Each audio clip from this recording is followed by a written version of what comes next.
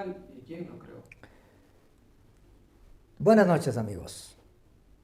Realmente, dentro del mundo de la filosofía, el mundo del agnosticismo, los mentalistas y muchas otras personas en diferentes ámbitos se han preguntado por qué existe tanto horror, tanto tormento y maldad en el mundo. Sicariato, robo, violación, femicidio, engaño. ¿Por qué existe todo esto? ¿De dónde viene todo esto? ¿En dónde está el origen de lo que nosotros concebimos como algo malo, algo malvado? Realmente, yo también me he puesto a pensar por mucho tiempo y muy angustiado por lo que sucede a diario, no solo aquí en nuestro país, sino alrededor de todo el mundo. Entonces, yo me decidí a escribir algunas letras en el año 2021, en la época de pandemia. Pues la autora Ana Lucía López Villegas, que publica su libro que está basada en la obra de G.W. Leibniz, que es un filósofo cristiano que escribió su libro bajo el título de El origen del mal. Y entonces la autora notablemente toma un buen tramo de estos escritos de este filósofo cristiano y se pone a analizar y empieza a desmenuzar lo que escribe este autor. Y bueno, llega a la pregunta del millón, que para ella necesita una urgente respuesta, ¿no? Y dice, bueno, ¿por qué existe el mal? ¿Quién lo creó? ¿Ah? Eso es lo que ella pregunta. ¿Cómo es que Leibniz concibe el mal? Yo he leído panfletos, artículos de muchos autores, pero sinceramente, con todo respeto, créanme, son solo cuestionamientos. Nadie siquiera se acerca un poquito a investigar a fondo las características de la realidad que estamos viendo con nuestros ojos. Aún después de 2000 años de que Jesucristo ya vino a esta tierra y dio su vida por todos nosotros. Y vino a quebrantar, a poner en claro que Él es el fin de aquello que hoy mismo estamos viviendo. Entonces, realmente la autora no se halla. Al final ella dice, ¿cómo justifica Leibniz el mal? ¿Cómo es que? Bueno, para justificar el mal, yo tengo primeramente que pensar en la naturaleza, la procedencia de algo. Examinemos este punto. Así como Dios tiene atributos naturales y morales, entre sus atributos naturales tenemos que es omnipresente, omnisciente y omnipotente. O sea que todo lo puede, está en todo lugar. No está en todas las cosas porque de lo contrario sería un panteísmo. ¿Mm? Y todo lo sabe. Asimismo, la naturaleza del mal está en su esencia. Y eso es lo que queremos aquí explicar con lujo de detalles. Entonces, ¿cómo justifica para la autora Ana Lucía López Villegas lo que ella expone de la página 149 del libro de G.W. Leibniz? Dice que la manera de concebir el mal por parte del filósofo cristiano Leibniz es pues que no es algo que haya sido creado por alguien, no es algo que haya sido creado por alguien. Y esto responde a la pregunta. ¿Ah? Sino más bien es la carencia de algo, dice Leibniz. No lo digo yo, ni lo dice la autora, dice Leibniz. Pero, ¿a dónde va Leibniz con la justificación de que es la carencia de algo? Ok, estoy de acuerdo con eso. Que es la carencia de algo, ¿pero de qué? Ese algo. Pongámoslo en un círculo la palabra algo. ¿Mm? Algo no define, no dice nada. Es algo muy vago, muy vacío, muy general. Entonces es necesario que esta carencia de algo se lo atribuya a una cualidad que falta ahí. Y que resalta para que tenga sentido. Yo he analizado este artículo. Y realmente, por eso lo puse en mi libro del Edén al Mesías, 2021. Entonces, esa carencia de algo es la humildad.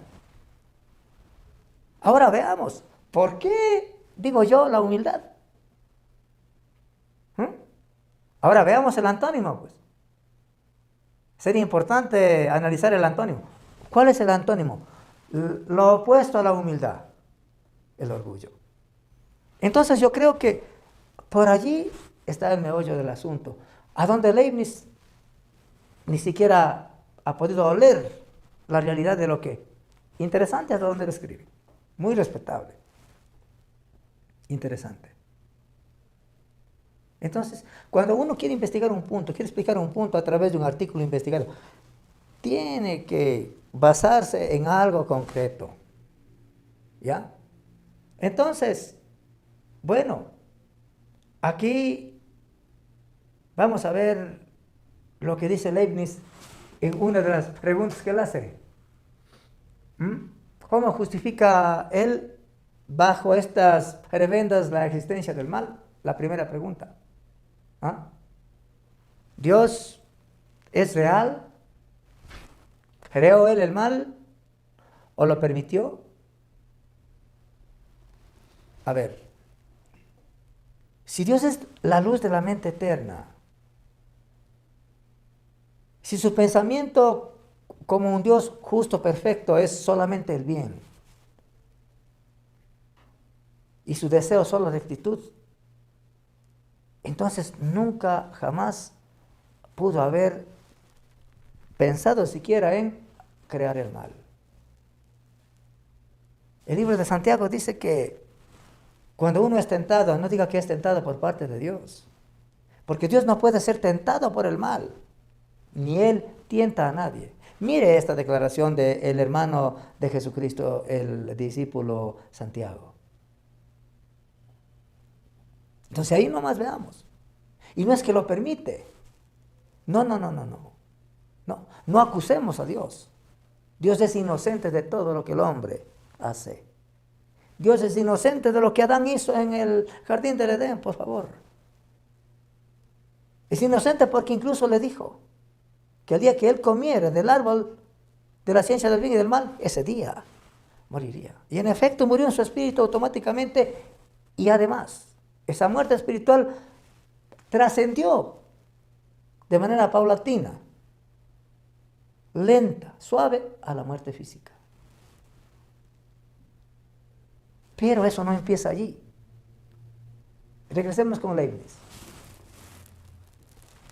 ¿Cómo demuestra entonces Leibniz que Dios es el maravilloso creador de todas las cosas buenas y no del mal? Bueno, en primer lugar, nunca fue la voluntad de Dios que se originara el mal, que el hombre cayera en el mal, que el hombre descubriera el bien y el mal. Porque Dios le hizo a Adán perfecto. Entonces, ahora vamos a ver. Vamos a ver. Esto es lo que le faltó a Leibniz, ¿no? Él dice que el mal es la carencia de algo, pero bueno, no define. Ahora, el mal, yo lo compongo y digo, el mal, tomando con mucho respeto la frase del noble escritor G.W. Leibniz. Digo, el mal no es creado, sino que el mal es la carencia de la humildad versus el orgullo. Entonces, con este análisis vamos a ver lo que dice la Biblia. ¿En dónde estará? ¿En dónde estará el origen de lo que nosotros vivimos y supimos que sucedió en el jardín del Edén? Y lo que vemos que está sucediendo hoy en día por la idiosincrasia, por la falta de corresponsabilidad del ser humano hecho a la imagen de Dios. Que piensa en la chulla vida, que piensa que hoy día comemos, bebemos porque mañana debemos morir. Y eso es cierto, claro. Bueno, quisiera compartir dos escrituras con ustedes para terminar, porque el tiempo es oro, ¿no? Isaías capítulo 14. Isaías es uno de los profetas mayores del Antiguo Testamento. ¿Ok? Que vivió en el año 665 antes de nuestra era. Y que murió cerrado bajo el gobierno del rey Manasés. Bien, el verso 12 dice: ¿cómo caíste del cielo, oh lucero, hijo de la mañana? Cortado fuiste por tierra, tú que debilitabas a las naciones, tú que decías en tu corazón, subiré al cielo, en lo alto, junto a las estrellas del cielo, levantaré mi trono, y en el monte del testimonio me sentaré a los lados del norte. Sobre las alturas de las nubes subiré, y seré semejante al Altísimo. Mas tú, derribado eres hasta el Seol, a los lados del abismo. Wow. La pregunta es aquí, ¿a qué se refiere Isaías con semejante profecía? Se refiere al rey de Babilonia. Es un rey terrenal. Aquí necesitamos ya la ciencia hermenéutica. Para de esta ciencia hermenéutica tomar un punto importante dentro de esta ciencia hermenéutica que se llama la ley de la doble referencia. Y eso es lo que voy a hacer ahora. Voy a utilizar la ley hermenéutica de la doble referencia para referirme a este pasaje. Y explicarles a ustedes a qué personaje se refiere. Si bien es cierto, es un personaje humano. ¿Ah? Porque no vemos que dice el rey de Babilonia, bueno, voy a subir arriba, voy a hacer esto, ¿no? Entonces, vemos aquí a alguien que está detrás de las acciones de este gobernante terreno. Subiré a lo alto y estableceré mi trono sobre las estrellas del norte y seré semejante al Altísimo. Satanás siempre ha querido que lo adoren. Siempre le ha gustado estar en la posición de Dios. Y en efecto la Biblia dice que Él es el Dios de este mundo, es el príncipe de la potestad del aire. Veamos otra escritura. Está en el libro de Ezequiel 28, versos del 12 al 15. Leamos solamente por el tiempo los versos del 12 al 15. Dice el 12, hijo de hombre, levanta endecha sobre el rey de Tiro. Llora sobre el rey de Tiro y dile, así ha dicho Jehová el Señor, tú eras el sello de la perfección, lleno de sabiduría y acabado de hermosura. Oh, wow, ¿a quién se refiere? No creo que se refiera al rey de Tiro. En Edén, wow. En el huerto de Dios estuviste, de toda piedra preciosa era tu vestidura, de cornerina, topacio, jaspe, crisólito, berilo y ónice, de zafiro, carbunclo, esmeralda y oro. Los rimoros de tus tamboriles y flautas estuvieron preparados para ti el día que fuiste creado. ¿Cuándo fue ese día? La Biblia no lo dice. De lo contrario sería una especulación y debemos tener mucho cuidado con la especulación porque la especulación es una mentira, simplemente así. Tú, querubín grande protector, yo te puse en el santo monte de Dios. Allí estuviste en medio de las piedras de fuego, te paseabas. Perfecto eras en todos tus caminos desde el día que fuiste creado hasta que se halló en ti maldad. Entonces, parece que llegamos al meollo del origen, de lo que queremos investigar, de lo que queremos encontrar. ¡Wow! Pero bueno, en el cielo donde hay amor, sabiduría, paz, gozo, verano eterno, ¿ah? ¿Cómo es que aquí Dios dice hasta que se halló en ti maldad? Veamos a quién se refiere. A causa de la multitud de tus contrataciones fuiste lleno de iniquidad y pecaste, por lo que yo te eché del monte de Dios y te arrojé de entre las piedras de fuego, oh querubín protector. Oh, aquí está. Veamos el rango de los ángeles entonces. Vamos a poner al lado la palabra de Dios. Veamos el rango de los ángeles. Los ángeles comunes, millones de trillones de ángeles, que están en el rango normal de la clase más baja de los ángeles. Estos están para servir a la humanidad, para servir al ser humano, especialmente a aquellos que hemos de ser herederos de la salvación. Luego tenemos el rango de los arcángeles. Allí tenemos al arcángel Miguel, tenemos al arcángel Gabriel. Y este arcángel Gabriel es un arcángel mensajero. Esto se aprende en angelología. Es una materia que enseñan en los institutos bíblicos. Recuerde a Gabriel dándole a María el mensaje de que no tema porque lo que en ella ha sido engendrado es del Espíritu Santo. Hablando de la concepción de Jesús por obra y gracia del Espíritu Santo. Entonces, luego tenemos al arcángel Miguel, que es un ángel guerrero, el príncipe de todos los ángeles. Luego tenemos el grupo del rango de los querubines, que tienen 2 pares de alas y ojos semejantes a los ojos de un hombre, cara de hombre. Y justamente uno de estos arcángeles era Lucifer, acabado de hermosura, a quien Dios le había puesto como gobernante del área donde Dios mora. ¿Quién estaba a cargo de la música, la alabanza, la protección de la santidad y la gloria de Dios? Y por último tenemos el grupo de los querubines, de los serafines. Los serafines son la clase angelical de más alto rango que están debajo y encima del trono de Dios, día y noche, adorando y dándole gloria al que vive por los siglos de los siglos. Pero destaquemos la presencia de Lucifer, a quien Dios había colocado en uno de los rangos más altos de la clase angelical. Acabado de hermosura, hermoso.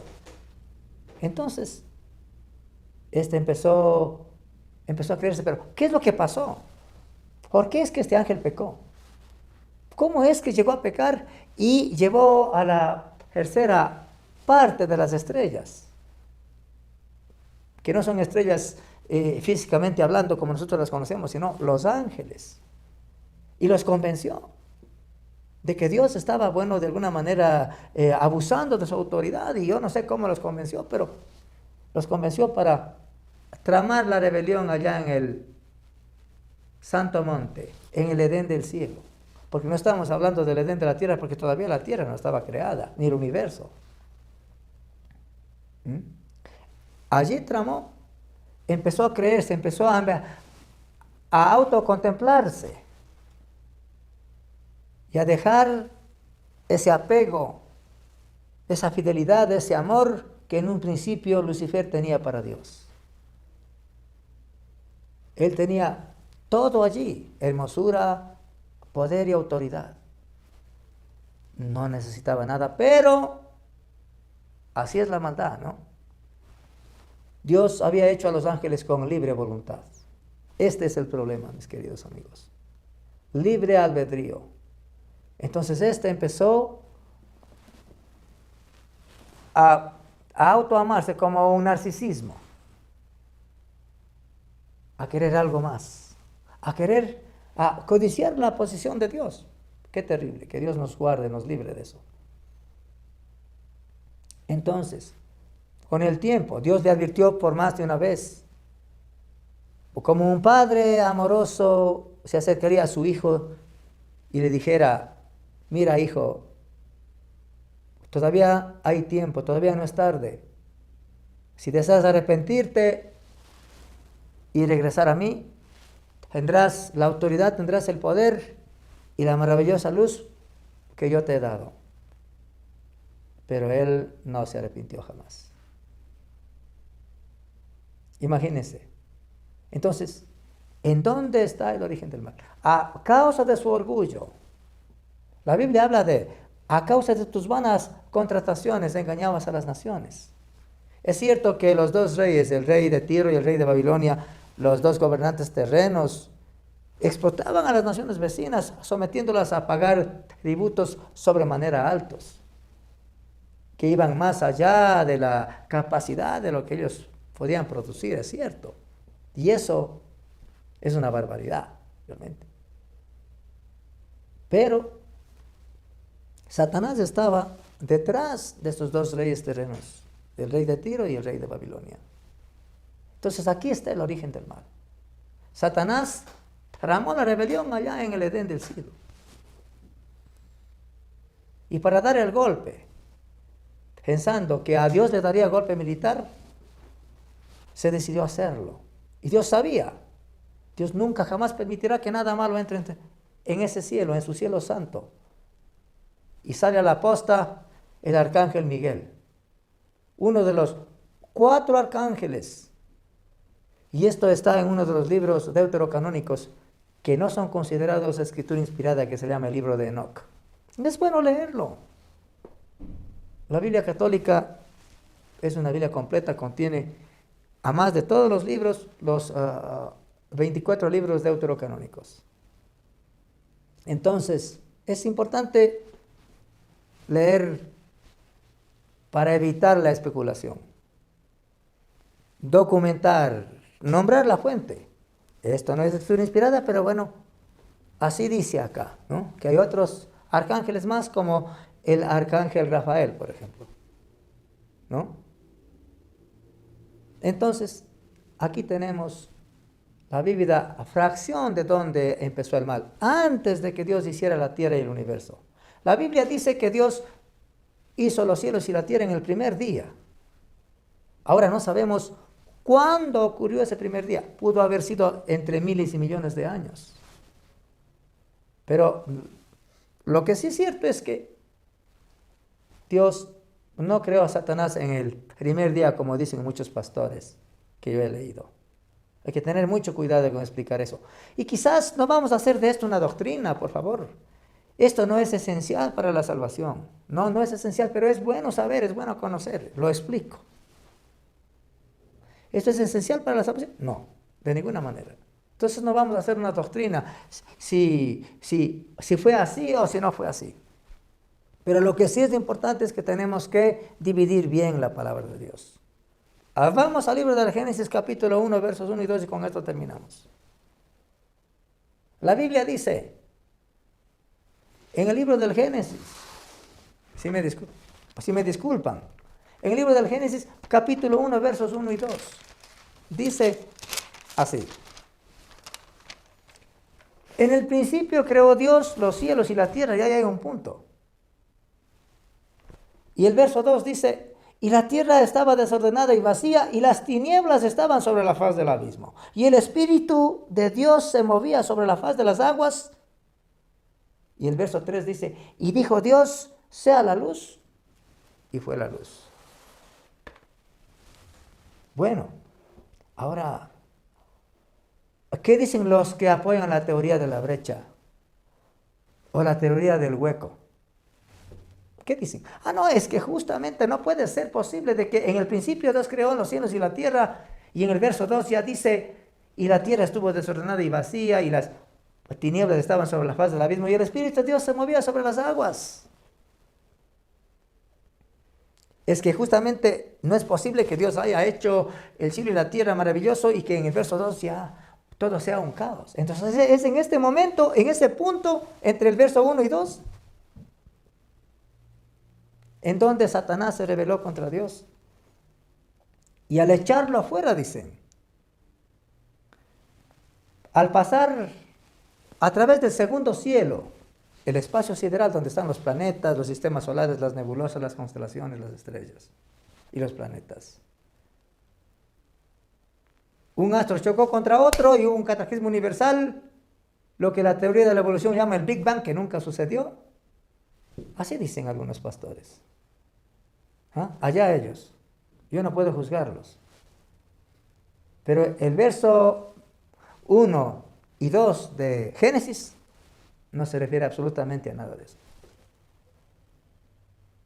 Mire, dice, en el principio Dios creó los cielos y la tierra. Y es una conjunción que divide dos oraciones y significa continuidad, por favor. Y la tierra estuvo desordenada y vacía. ¿Por qué? Porque Dios acabó de crear la tierra en 6 días y al 7º día descansó, pues. En el segundo día, que júntense lo seco, y a esto llamó tierra. ¿Ah? Júntense las aguas de las profundidades, y a lo líquido llamó mares. Y dice, al segundo día hizo las 2 grandes lumbreras, para que señoreasen en el día y en la noche. Y también para que ayuden en relación a las estaciones.